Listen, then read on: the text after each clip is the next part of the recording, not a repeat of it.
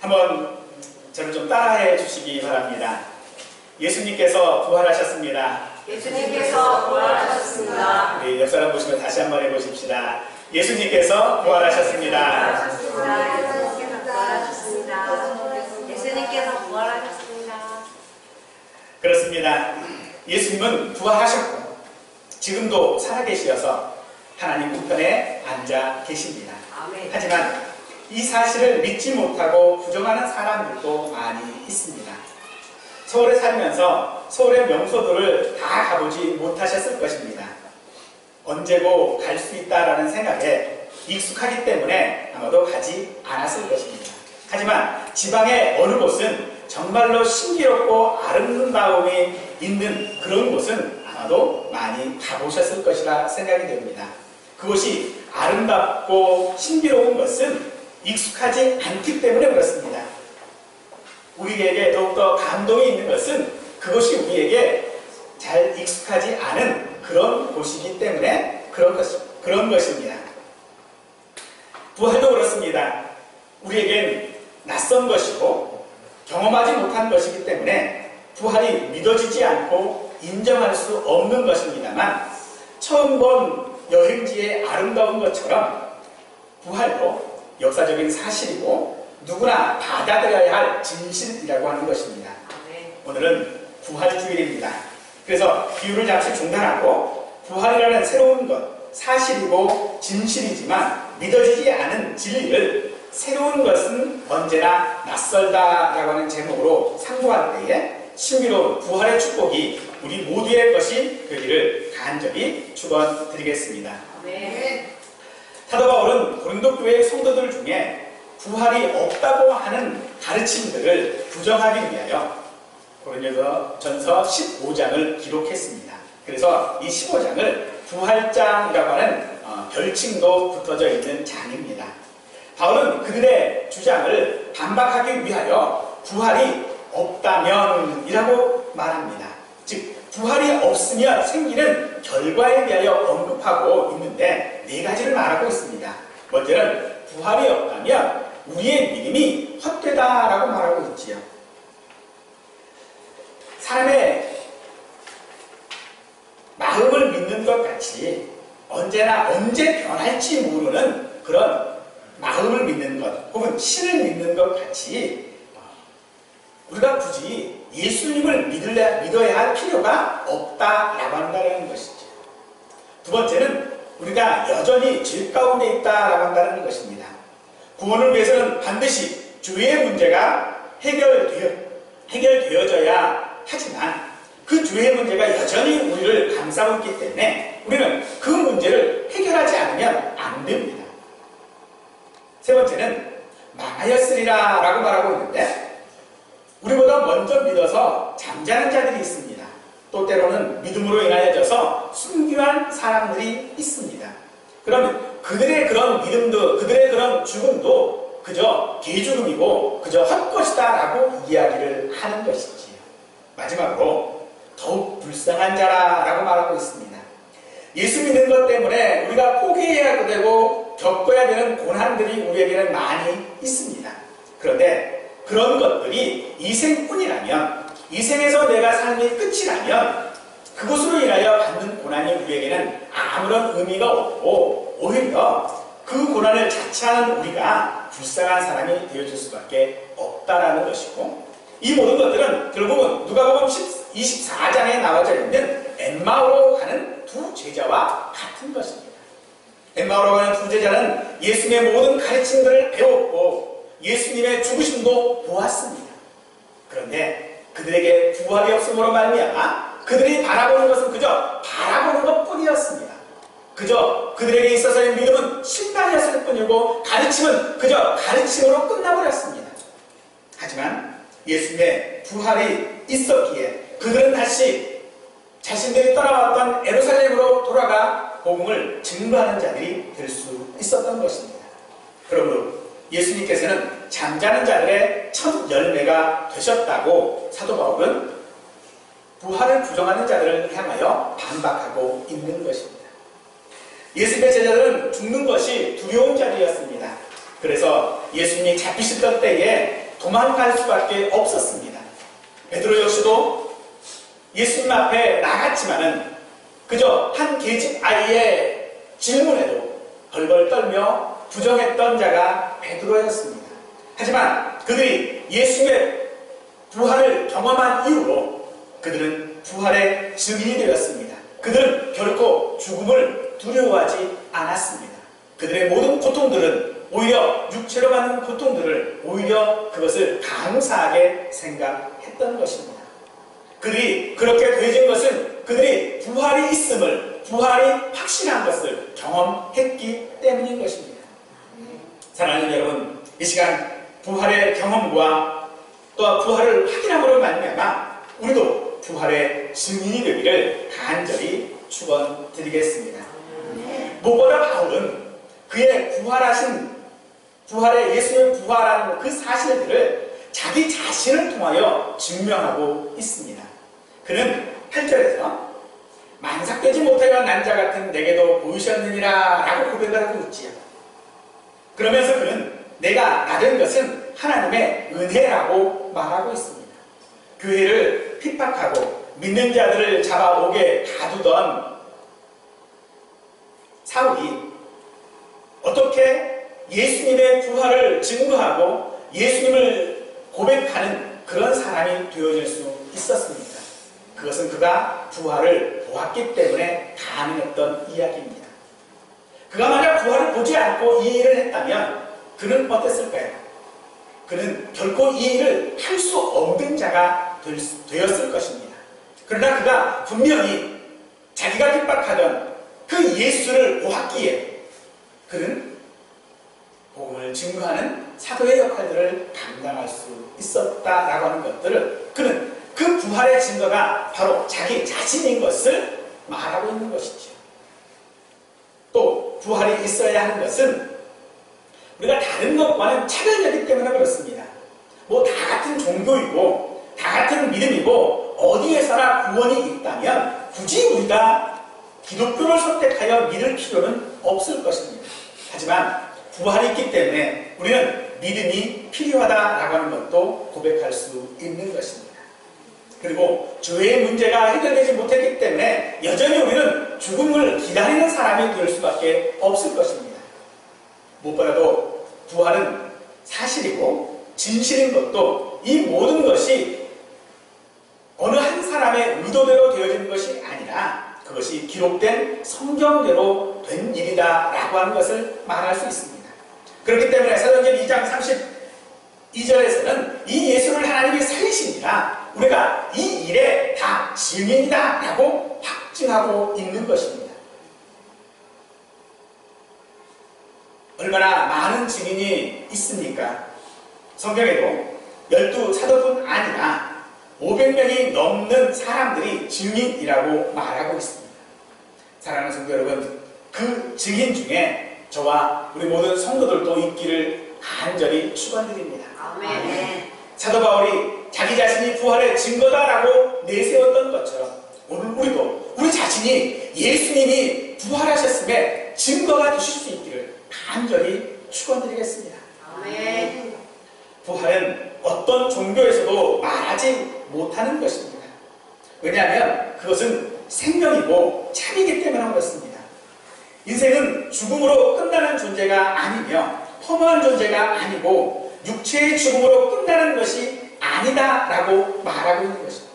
만일 그것이 전부의 끝이라면 우리는 가장 불쌍한 사람일 수밖에 없지만 오히려 우리는 부활로 인하여져서 부활의 소망으로 인하여져서 세상에서 가장 행복한 사람이 될 줄로 믿습니다. 아멘. 베드로전서 1장 3절은 우리에게 말씀합니다. 죽은 자 가운데서 부활하게 하심으로 말미암아 우리를 건강하게 하사 산 소망이 있게 하셨다라고 말하고 있습니다. 즉 예수님의 그 부활이 우리에게 산 소망이 되게 하셨다, 살아있는 소망이 되게 하셨다라고 말씀하고 있는 것이죠. 예수님의 부활로 말미암아 우리가 부활할 수 있다라고 하는 그런 소망이 우리에게 살아있는 소망인 것입니다. 사람들은 살아있기를 원합니다. 나이가 많아도 병이 있어도 사람들은 살아있기를 원하지요. 그런데 부활의 주님께서는 우리에게 그런 영원한 삶이 있다라고 하는 것을 우리에게 부활로 알려주신 것입니다. 아멘. 모하메드는 63세에, 공자는 73세에, 석가모니는 80세에 죽었습니다. 죽음은 사람으로도 도무지 어찌할 수 없는 것이고 누구도 해결할 수 없는 것이지만 예수님은 부활로 말미암아 하나님의 아들 되셨다라고, 그리고 영원한 생명을 주실 수 있는 분이라고 우리에게 말씀해주고 있습니다. 아멘. 사랑하는 성도 여러분, 참으로 부활은 우리에게 그러한 생명입니다. 오늘 우리가 죽음을 두려워하지 않는 것은 죽음이 우리에게 있지 않기 때문에 그렇습니다. 아멘. 하지만 세상의 많은 종교들은 자신들이 진리이고 자신들이 참이다라고 했던 그 모든 자들도 다 죽었고 다시 살지 못하였습니다. 하지만 예수님은 스스로 생명이시고 길이고 진리라고 말씀하셨을 뿐만 아니라 부활을 통하여 그것이 사실임을 증명해내고 있었던 것이죠. 아멘. 정말로 우리 기독교가 부활이 있는 종교, 진짜 종교인가? 전에 해경 스님이라고 하셨던 그 김성화 목사님이라고 하는 분이 계십니다. 그분의 간증이 부활을 증거할 수 있는 우리에게 유익이 되리라 생각하여 잠시 말씀 좀 드리겠습니다. 그분은 경북대 수학과를 졸업하신 분이신데 검정고시를 통하여서 어렵게 공부를 하신 분입니다. 이분은 출가를 했음에도 불구하고 중학교 교사도 했던 그런 분이신데 불교계에서는 꽤 나름대로 이름이 있는 그런 분입니다. 불교에서 포교부장까지 했던 그런 분인데 그런 활동을 하다가 그만 좀 불미스러운 일에 연루가 되어져서 옥살이를 하게 되었습니다. 그래서 옥살이 하면서 불경을 좀 읽고 싶은데 좀 불경을 좀 갖다 달라라고 좀 부탁을 했더니 이 간수가 제대를 앞둔 간수였는데 불경은 갖다 주지 않고 성경책을 갖다 준 거예요. 그래서 아니 중한테 이 성경책이 웬 말이냐 라고 항변을 했더니 이 성경을 갖다 줬던 간수가 하는 말이 불경이 다 나가서 없어서 성경밖에 없더라. 스님 혹시 이 불경도 성경도 읽을만 하니까 한번 읽어보십시오. 이 속에도 진리가 있습니다. 라고 이야기를 하고 성경책을 건네줬답니다. 뭐 받아든 게 성경책밖에 없으니까 그래도 좀 궁금했던 모양입니다. 그래서 그거를 찬찬히 이렇게 읽어보다가 그만 놀라운 것 하나를 발견했습니다. 그게 뭐냐면 바로 나인성 과부의 아들을 살리신 예수님의 이야기입니다. 그 이야기가 비슷한 이야기가 불경에도 있는 모양입니다. 불경에는 한 과부가 아들을 잃어서 부처에게 찾아가 아들을 살려달라고 이야기를 했지요. 그랬더니 마을에 내려가서 한 번도 죽음을 맞지 않았던 집에 가서 쌀을 얻어봐라 라고 이야기를 해요. 뭐 내려갔지만 죽음을 맛본 그런 집이 있을까요? 맛보지 않은 그런 집이 전혀 없지요. 그래서 지친 몸으로 다시 부처에게 와서 이야기를 할 때에 부처가 순리적인 그런 사실이니까 죽는다라고 하는 것은 그저 사람들에게 있는 순리적인 일들이니까 그냥 자속하기를 그렇게 가르쳤다라고 이야기를 합니다. 그런데 예수님은 달랐거든요. 예수님은 오히려 불쌍히 여기고 그를 살려놓으셨다라는 것이죠. 거기에 충격을 받은 이 해경스님은 계속해서 성경을 읽었습니다. 그리고 그 속에 정말로 예수님이 하나님이신 것을 깨닫게 되었고 믿게 되었죠. 하지만 이분이 스승이잖아요. 그래서 84년도에 이제 출소를 하게 되어졌는데 출소를 하니까 어디 가겠어요? 뭐 다시 그 송광사라고 하는 곳에 아마 가는 모양입니다. 그런데 가는데 거기서 마음이 편할 리가 없지요. 이미 예수님이 그 마음속에 들어와 계신 분이신데, 그래서 그 괴로운 이야기를 예전에 함께 교사를 하다가 인연이 있었던 그 선생님을 찾아가서 이제 이야기를 하니까 그 선생님이 그러더래요. 한 번 진리가 마음속에 들어왔는데 그것이 바뀌어지기는 만무할 겁니다. 그러니 빨리 포기하십시오. 라고 하는 이야기를 듣고 이제 그날부로 바로 교회에 가서 예배 드리고, 그리고 지금은 목사님이 되셔서 사찰 앞에다가 교회를 세우시고 복음을 증거하신다라고 하는 이야기를 들었습니다. 이 김성화 목사님이 생명이고 부활이신 예수님을 만남으로 말미암아 불교로 다시 돌아갈 수 없었던 것처럼 오늘도 생명이신 예수 그리스도의 부활이 우리 가운데 만나게 되어지면 또 세상 가운데 돌아갈 수가 없습니다. 아멘. 사랑하는 성도 여러분, 예수님을 만나시기 바랍니다. 아멘. 이 시간도 부활하신 예수님을 믿으시기 바랍니다. 아멘. 나도 부활하고 영원한 생명이 있음을 믿으시기 간절히 축원드립니다. 아멘. 요한복음 11장 25절과 26절은 우리에게 이렇게 말씀하십니다. 나는 부활이요 생명이니 나를 믿는 자는 죽어도 살겠고 무릇 살아서 나를 믿는 자는 영원히 죽지 아니하리니 내가 이것을 믿느냐. 주님은 우리에게 묻고 계십니다. 내가 이것을 믿느냐라고 우리에게 묻고 계십니다. 우리는 이 물음에 대하여서 아멘할 수 있기를 바랍니다. 예수님은 잠자는 자들의 첫 열매가 되셨다라고 합니다.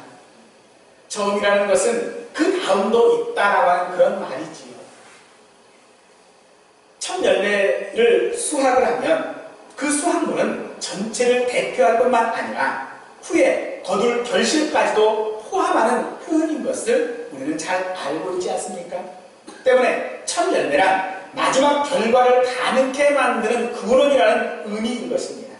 그래서 예수님이 부활하셨다면 그 사실을 믿는 우리도 부활한다라는 사실을 우리에게 말씀해주고 있는 것입니다. 사랑하는 성도 여러분, 여러분이 장차 부활해서 영원한 삶을 누리실 것을 믿으시기 바랍니다. 아멘. 부활이라는 것은 현재에 익숙한 우리에게는 새로운 것입니다만 그것은 사실입니다. 오늘날 우리가 누리는 많은 문명들을 한번 생각해 보십시다. 이 문명들은 옛날에는 상상조차 하지 못할 일들이었습니다.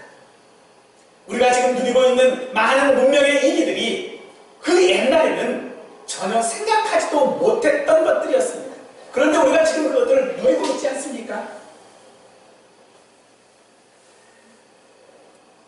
그러나 이 새로운 것들이라고 하는 것들은 언제나 우리에게 낯설기 마련입니다. 그래서 적응하는 것이 필요합니다. 또는 사용법을 익히는 것도 필요합니다. 예전에 어느 한 분이 아들을 미국으로 이민을 보내고 혼자 이렇게 살아계신 분이 계셨었는데 아들이 이제 혼자 계신 어머님 때문에 외국에서 이제 일을 하고 해서 돈을 벌면 이제 이거를 공부를 붙여야 되는데 예전에는 그 은행에다 입금하고 착공 이런 게 잘 안 돼서 우편환이라는 것을 많이 썼었어요. 그래서 우편으로 바꿔서 이렇게 보내는. 그러면 이제 그 바꿔서 보내는 그 우편을 가지고 이제 다시 우체국 가가지고 현금으로 바꿀 수가 있었거든요. 그런데 이걸 받으신 이분이 이게 뭔지를 모르시는 거예요. 그래서 맨날 이거를 그냥 쌓아놓고 계시는 거죠. 그런데 나이가 드시니까 이제 이 돈이 없어서 영양실조에 걸린 거죠. 그래서 복지사가 이제 찾아갔더니 편지 속에 우편안이 잔뜩 있는 거예요. 그런데 이걸 한 번도 써보질 못하는 거죠. 왜요? 모르거든요. 부활도 역시 우리에게 그런 것이라고 저는 생각을 합니다. 우리에게도 부활은 낯설 수밖에 없습니다.